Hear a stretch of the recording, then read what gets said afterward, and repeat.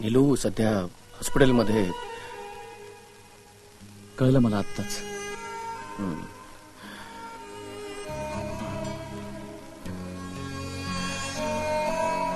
बाकी कसा आहेस रे विहंग? वर्ष झाली तुला भेटून साल्या. शेवटचं कधी भेटलो तो आठवतंय का? तुझ्या लग्नाची पत्रिका दिली होतीस ना तेव्हा. आठवतंय ना मला. आमच्या इथे श्रीकृपे करून माझं आणि हिचं लग्न आहे, अर्थात एकमेकांशी. तेव्हा तुम्ही दोघांनी यायचं. चला म्हणजे ही पंजाब मेल मुंबईकरांना एकदाची पसंत पडली म्हणायची. हो. अरे पण अचानक झालं कसं? अगं काय नाही ग, तिला सरळ हात धरून वडिलांच्या पुढेच उभी केली.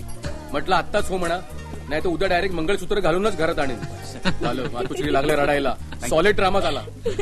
आणि हाईट म्हणजे तिने डायरेक्ट नमस्कार करते हा मामांजी असं म्हणून वडिलांच्या पायालाच हात लावला आणि थेट त्यांच्या काळजालाच हात घातला.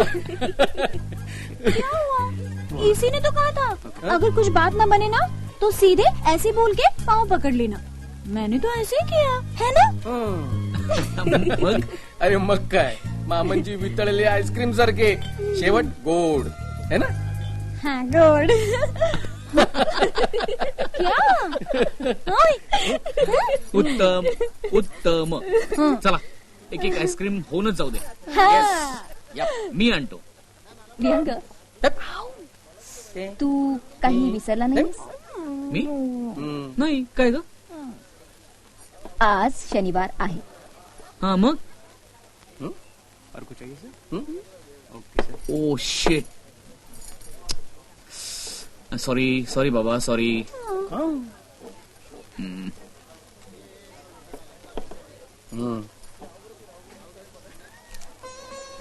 हे स्टुपिड.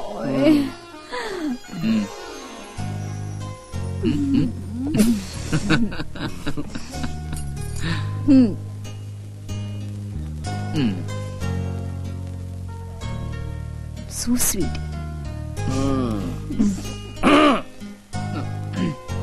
हा काय लव टॅक्स? अरे हो तसंच समज हवं तर. अरे मी जे वेळेला हो म्हटलं ना तो शनिवार होता. वाढदिवस होता त्या दिवशी माझा. साहेबांनी त्याच दिवशी मला प्रपोज केलं. 2 इक्लेट्स देऊन.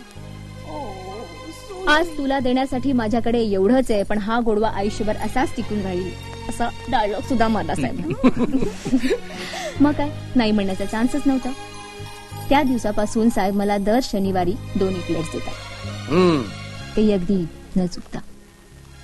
Wow. Just to celebrate you know. आणि मला माझ्या वाढदिवसाचं मिळालेलं सगळ्यात मोठं प्रेझेंट. तेही 1 दिवस आधी. म्हणजे तुमचे वाढदिवस? अरे ही 2 ऑगस्ट आणि मी 3.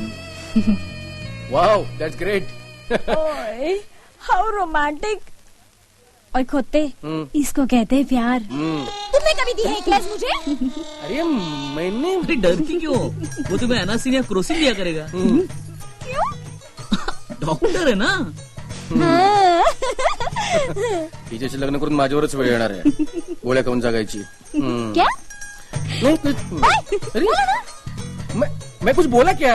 नाही म्हणजे आता आईस्क्रीम खाऊन घ्या. हो खरं तर तुम्ही मला रितसर ट्रीट द्यायला हवी. कळलं? हो यार. हा पण आता नाही. आता मला उशीर होतोय. मला ऑफिसला जायचंय. आज आमची प्रमोशन्स अनाउन्स होणार आहेत. ओहो all the best. Yes thank you. Sir please excuse me sir. Sir please listen to me sir. Please sir. काय आहे सर मला असं वाटतं की माझ्यावरती अन्याय झालेला आहे. असं? सर म्हणजे आय मीन सर मला असं सर म्हणजे प्रमोशनच्या लिस्टमध्ये माझं नाव कुठेच नव्हतं सर. आणि माझ्यापेक्षा ज्युनियर असलेल्या कृष्णा पर्वतकरला तुम्ही प्रमोशन दिलं सर. मग काय म्हणणं आहे तुमचं मिस्टर प्रधान? सर हो म्हणणं काय असायचंय सर, पण या प्रमोशनवरती माझं बरंच काही अवलंबून होतं सर. हे बघ, मला बरेच होप्स होते सर. तुम्हाला एक सांगतो प्रधान, नुसते होप्स ठेवून प्रमोशन्स मिळत असती तर आपल्या ऑफिसचा पिऊन देखील उद्या एमडी होऊ शकेल. But what about performance? तुम्हाला स्टेजवर परफॉर्म करण्याचा भारी सोस आहे ना. ती भांडगिरी आधी बंद करा आणि कामावर नीट लक्ष द्या. Then talk to me about promotion. नाही नीलू, नाही. आजपर्यंत मी त्या कंपनीमध्ये मारून मुडकून काम करत राहिलो, घाण्याला झुंपलेल्या बैलासारखा.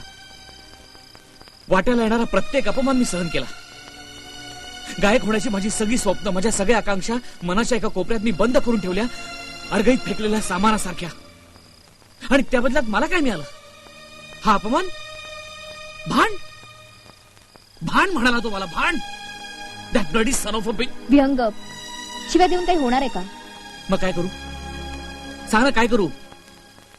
दुखण्यावर इलाज नाही तर नाही, पण दुखतंय म्हणून मोठ्याने ओरडू पण नको का? दुखण्यावर इलाज आहे. नोकरी सोडून दे.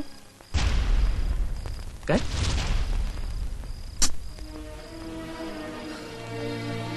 नीलू, तुला कळत नाही तू काय बोलतीयस ते.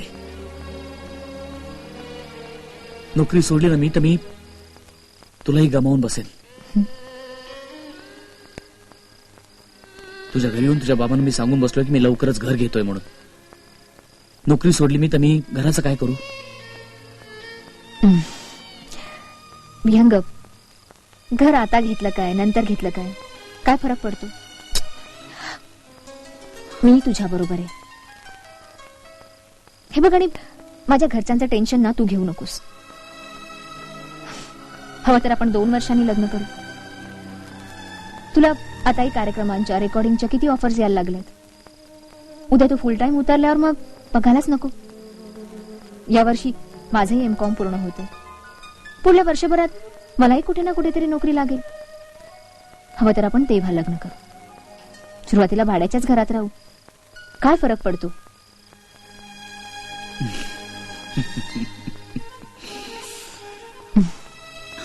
किती सोपं करून टाकलंस तू सगळं नीलू.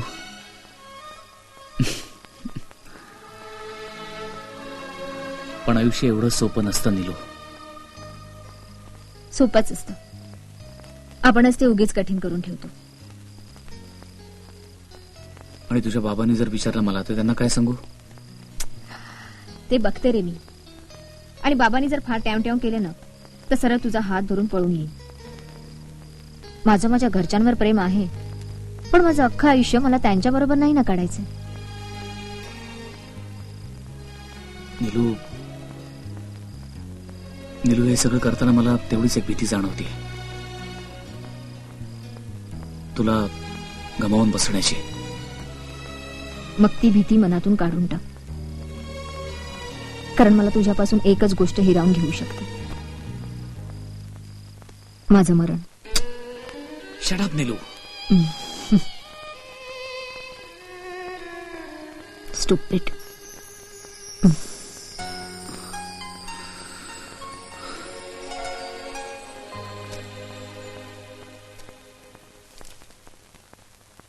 काय रजा हवी आहे? हो, कायमची.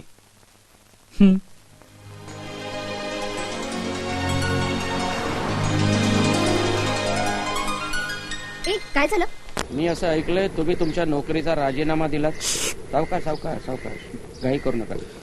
नाही, ओके. नोकरी मी फक्त पोटासाठी करत होतो.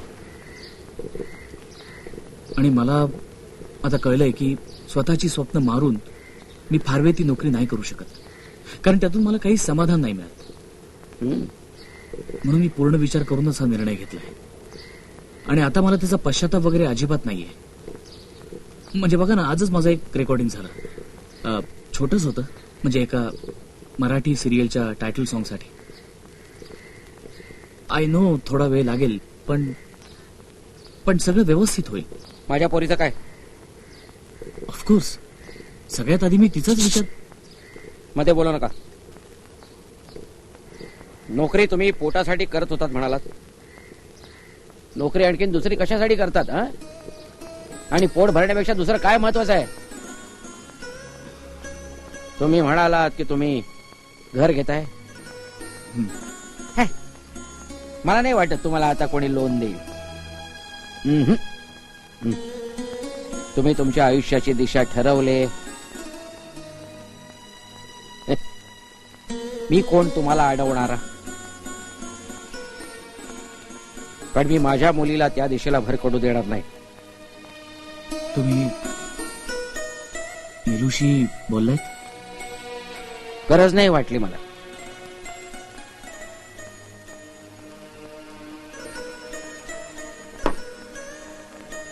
तुमचा चालू द्या सावकाश. मी येतो. पैसे देतो मी चहाचे.